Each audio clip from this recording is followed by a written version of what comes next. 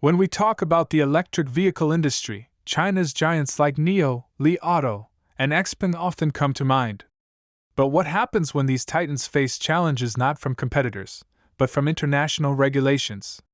Today, we're diving deep into a recent development from Europe that could potentially reshape the trajectory of these Chinese EV powerhouses. Buckle up, because this is a ride you won't want to miss. Okay, let's take a look at the news.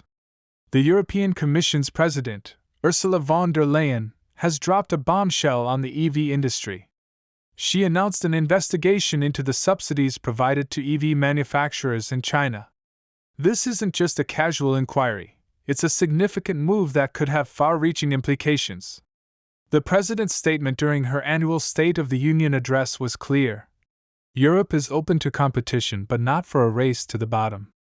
Following this announcement, stocks of major Chinese EV players like Li Auto, NIO, and XPeng experienced a downward trend. But why is this investigation such a big deal?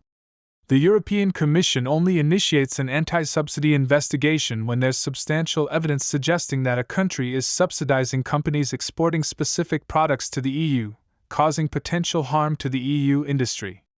If the investigation finds these subsidies detrimental, the European Commission could impose measures, and they have to do this within 13 months from the start of the investigation. This move is more than just about subsidies. It's a reflection of the evolving relationship between the EU and China.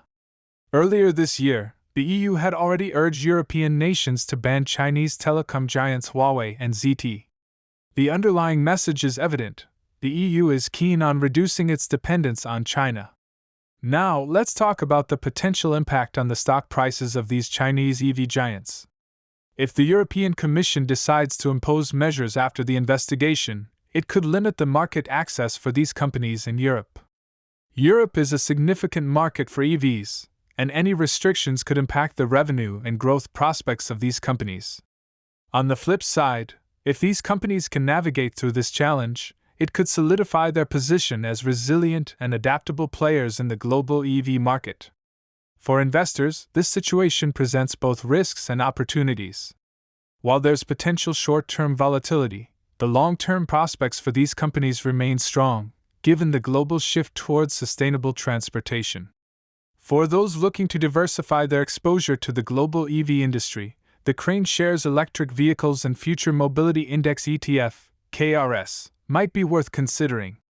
Despite the current challenges, the ETF has seen a 5% increase year-to-date, indicating the robust potential of the EV sector. It's fascinating to see how international regulations can influence the trajectory of major companies. If you found this analysis insightful, do hit that like button. It helps this video reach more people, and we can continue bringing you such in-depth content. If you're new here, subscribe and let us know in the comments. We love hearing from our community and will make sure to respond. Now I have a question for you. How do you think this investigation will impact the future of Chinese EV giants in the European market? Share your thoughts below. And before you go, don't forget to check out our daily EV stocks pre-market report. We provide target numbers for over 20 EV-related stocks every day, ensuring you're always in the loop. Until next time, stay informed and keep investing wisely.